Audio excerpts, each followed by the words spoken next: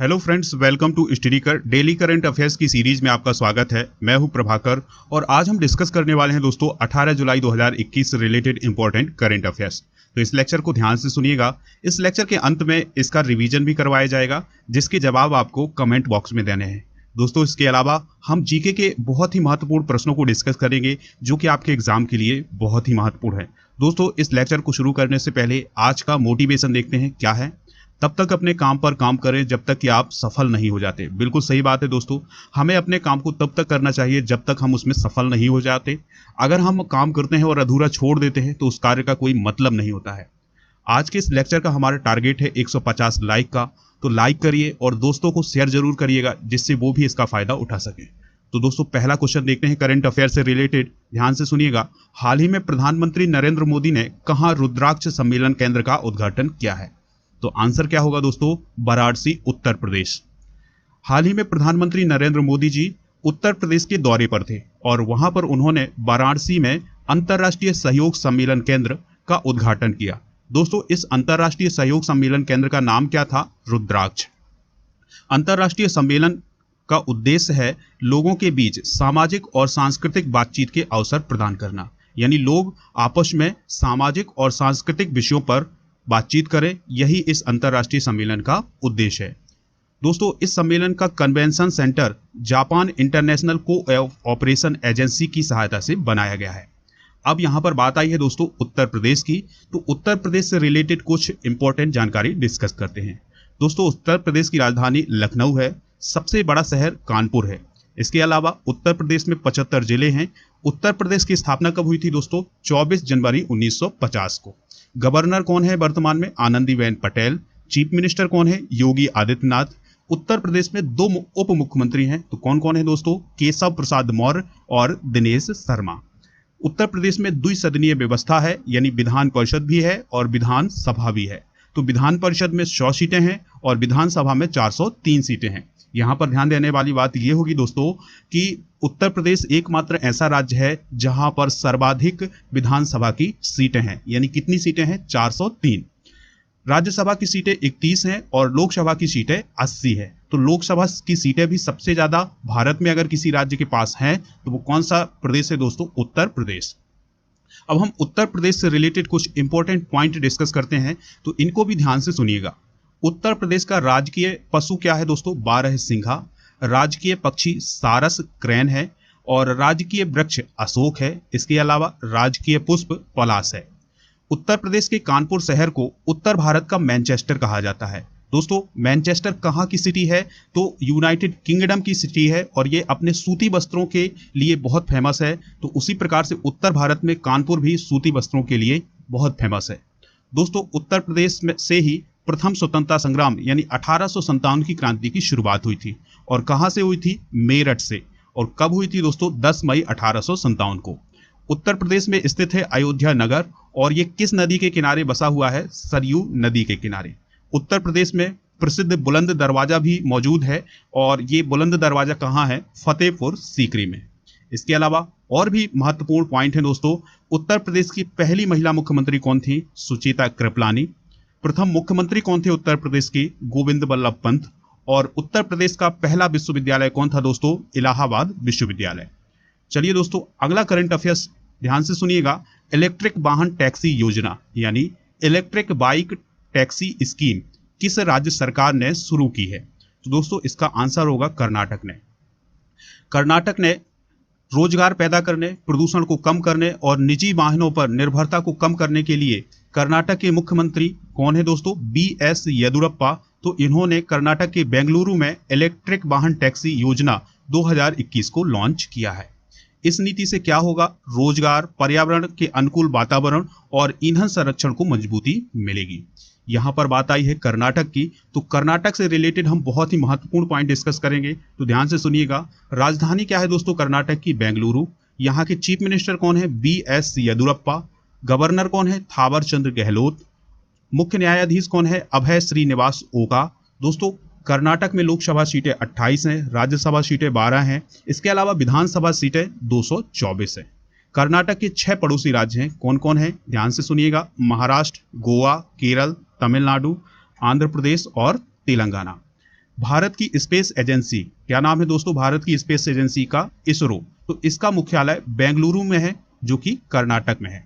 दोस्तों कर्नाटक के हवाई अड्डे कौन कौन से हैं, ध्यान से सुनिएगा। केम्पेगौड़ा अंतर्राष्ट्रीय हवाई अड्डा, ये बेंगलुरु में है, और मैंगलोर अंतर्राष्ट्रीय हवाई अड्डा, ये मैंगलोर में है। दोस्तों कर्नाटक के प्रमुख बांध हैं कौन कौन से? कृष्णा राजा सागर बांध, ये कावेरी नदी पर है। तुंगभद्रा बांध, ये तुंगभद्रा नदी पर है। शुपा बांध, ये काली नदी पर है। अलमाटी बांध, ये कृष्णा नदी पर है। दोस्तों हेमावती बांध, ये कावेरी नदी पर है। इसके अलावा कर्नाटक के कुछ नेशनल पार्क भी डिस्कस करते हैं। बांदीपुर राष्ट्रीय उद्यान, वानेरघट्टा राष्ट्रीय उद्यान, अंसी राष्ट्रीय उद्यान, कुंद्रेमुख राष्ट्रीय उद्यान और नागरहोल, जिसे राजीव गांधी राष्ट्रीय उद्यान बोलते हैं, ये सभी राष्ट्रीय उद्यान कर्नाटक में स्थित हैं। अगला करंट अफेयर्स है, ध्यान से सुनिएगा इसको भी। हाल ही में ब्रिक्स पर्यटन मंत्रियों की बैठक 2021 की अध्यक्षता किसने की है?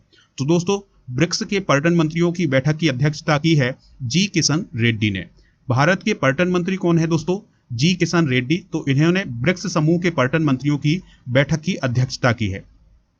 इस बैठक में ब्रिक्स के सभी सदस्य देशों के पर्यटन मंत्रियों ने हिस्सा लिया था। यानी किस किस देश के पर्यटन मंत्रियों ने हिस्सा लिया था? भारत, ब्राजील, रूस, चीन और दक्षिण अफ्रीका के देशों के पर्यटन मंत्रियों ने इस बैठक में हिस्सा लिया था। दोस्तों इस बैठक का उद्देश्य क्या था? तो ध्यान से सुनिएगा। भारत ने ब्रिक्स देशों के बीच पर्यटन सहयोग को बढ़ावा देने के प्रभावी तरीके विकसित करने के लिए ब्रिक्स पर्यटन मंत्रियों की बैठक का आयोजन किया था। दोस्तों यहाँ पर बात आई है ब्रिक्स की, तो ब्रिक्स से रिलेटेड कुछ इंपॉर्टेंट पॉइंट डिस्कस करते हैं, तो इनको भी आप ध्यान से सुनिएगा। ब्रिक्स 5 देशों का समूह है। पहले यह ब्रिक कहलाता था, BRIC ब्रिक कहलाता था, लेकिन 2010 में साउथ अफ्रीका भी इसमें ऐड हो गया, तो फिर ये क्या हो गया? ब्रिक्स हो गया। दोस्तों इसकी स्थापना 2006 में हुई थी और इसका पहला समिट 2009 में हुआ था। इसका मुख्यालय संघाई चीन में है। ब्रिक्स के सदस्य देश कौन कौन से हैं? तो ध्यान से सुनिएगा। ब्राजील, रूस, भारत, चीन और दक्षिण अफ्रीका। दोस्तों ब्रिक्स का पहला सम्मेलन कब हुआ था? जून 2009 में, और ये रूस में हुआ था। 2020 के ब्रिक्स सम्मेलन के 12वें संस्करण की अध्यक्षता किस देश ने की थी? रूस ने की थी। ब्रिक्स देशों की जनसंख्या दुनिया की आबादी का लगभग कितने प्रतिशत है? 40% है। यानी ब्रिक्स के जो 5 देश हैं उसमें दुनिया की 40% जनसंख्या निवास करती है। ब्रिक्स देशों के बैंक का नाम क्या है दोस्तों? तो ब्रिक्स देशों के बैंक का नाम है न्यू डेवलपमेंट बैंक। दोस्तों अगला करंट अफेयर है, ध्यान से सुनिएगा। हाल ही में किसान सारथी नामक डिजिटल प्लेटफॉर्म किसने लॉन्च किया है? तो आंसर होगा इसका नरेंद्र सिंह तोमर। दोस्तों किसानों को उनकी लोकल लैंग्वेज में सही समय पर सही जानकारी प्राप्त करने की सुविधा के लिए किसान और कृषि कल्याण मंत्री नरेंद्र सिंह तोमर के द्वारा संयुक्त रूप से किसान सारथी नामक एक डिजिटल प्लेटफॉर्म लॉन्च किया गया है। दोस्तों अब हम बात करेंगे केंद्र सरकार के द्वारा कौन कौन सी प्रमुख योजनाएं किसानों के लिए चलाई जा रही हैं, तो इनको आप ध्यान से सुनिएगा। पहली योजना है प्रधानमंत्री किसान सम्मान निधि योजना। यह 1 दिसंबर 2018 से लागू हुई थी और इसमें किसानों को 6,000 रुपए प्रति वर्ष दिए जाते हैं और इसका भुगतान किस्तों के माध्यम से किया जाता है। यानी हर 4 माह में 2,000 रुपए किसान के खाते में डायरेक्ट डाल दिए जाते हैं। दोस्तों अगली योजना है प्रधानमंत्री फसल बीमा योजना। तो कैबिनेट ने 13 जनवरी 2016 को प्रधानमंत्री फसल बीमा योजना को मंजूरी दी थी। इस योजना में क्या किया जाता है दोस्तों कि अगर किसी किसान की बारिश, आंधी, तूफान, ओलावृष्टि या भूकंप से उसकी फसल को नुकसान पहुंचता है तो उसको राहत राशि दी जाएगी। किस योजना के तहत? प्रधानमंत्री फसल बीमा योजना के तहत। दोस्तों प्रधानमंत्री किसान मानधन योजना है। इस योजना के तहत सरकार किसानों को 60 साल की उम्र के बाद न्यूनतम 3,000 रुपए की पेंशन देगी। इसका उद्देश्य क्या है दोस्तों? पहले किसानों से उसका प्रीमियम भरवाया जाता है, फिर जब किसान की आयु 60 साल हो जाती है फिर उसके बाद किसानों को 3,000 रुपए की पेंशन दी जाएगी। अगला करंट अफेयर्स है, हाल ही में किस राज्य ने इलेक्ट्रिक वाहन नीति 2021 को लॉन्च किया है? तो आंसर क्या होगा इसका? महाराष्ट्र। दोस्तों महाराष्ट्र राज्य सरकार ने नई इलेक्ट्रिक वाहन नीति यानी इलेक्ट्रिक व्हीकल पॉलिसी 2021 को लॉन्च किया है। महाराष्ट्र के पर्यावरण मंत्री कौन है? आदित्य ठाकरे। तो आदित्य ठाकरे के द्वारा ही इस नीति को यानी इलेक्ट्रिक वाहन नीति को लॉन्च किया गया है। दोस्तों महाराष्ट्र ने पेश की गई इलेक्ट्रिक व्हीकल नीति यानी इलेक्ट्रिक वाहन नीति 2018 की नीति का संशोधन है। जो वर्तमान में इलेक्ट्रिक वाहन नीति घोषित की गई है, यह पहले 2018 में घोषित की गई थी, अब उसमें कुछ संशोधन करके फिर से 2021 में इसे लॉन्च किया गया है। दोस्तों, इसे महाराष्ट्र को भारत में बैटरी से चलने वाले इलेक्ट्रिक वाहनों का सबसे बड़ा उत्पादक बनाना है। इस नीति का उद्देश्य क्या है कि महाराष्ट्र भारत में सबसे अधिक इलेक्ट्रिक वाहनों का सबसे बड़ा उत्पादक बन जाए, यह इस नीति का उद्देश्य है। यहाँ पर बात आई है दोस्तों महाराष्ट्र की, तो महाराष्ट्र के बारे में कुछ महत्वपूर्ण बातें जानते हैं। महाराष्ट्र का फॉर्मेशन हुआ था 1 मई 1960 को, और 1 मई को महाराष्ट्र डे मनाया जाता है। कैपिटल क्या है महाराष्ट्र की? मुंबई है। लार्जेस्ट सिटी क्या है महाराष्ट्र की? मुंबई है। दोस्तों, महाराष्ट्र में 36 जिले हैं। गवर्नर कौन है दोस्तों? ध्यान से सुनिएगा, भगत सिंह कोश्यारी। चीफ मिनिस्टर कौन है दोस्तों? Uddhav Thackeray. Deputy chief minister हैं अजीत पवार। महाराष्ट्र में भी द्विसदनीय व्यवस्था है, यानी विधान परिषद और विधानसभा है। तो विधान परिषद में 78 सीटें हैं और विधानसभा में 288 सीटें हैं। दोस्तों, इसके अलावा राज्यसभा में 19 सीटें हैं महाराष्ट्र में, और लोकसभा की 48 सीटें हैं। अब हम इस लेक्चर से रिलेटेड कुछ रिवीजन के प्रश्न आपसे पूछेंगे, जिसके जवाब आपको कमेंट बॉक्स में देना है जब यह लेक्चर खत्म हो जाए। तो दोस्तों, पहला क्वेश्चन ध्यान से सुनिएगा, उत्तर प्रदेश की राज्यपाल कौन है? इसका जवाब आपको कमेंट बॉक्स में देना है। दूसरा क्वेश्चन है, उत्तर भारत का मैनचेस्टर किसे कहा जाता है? इसका जवाब भी आप कमेंट बॉक्स में देंगे।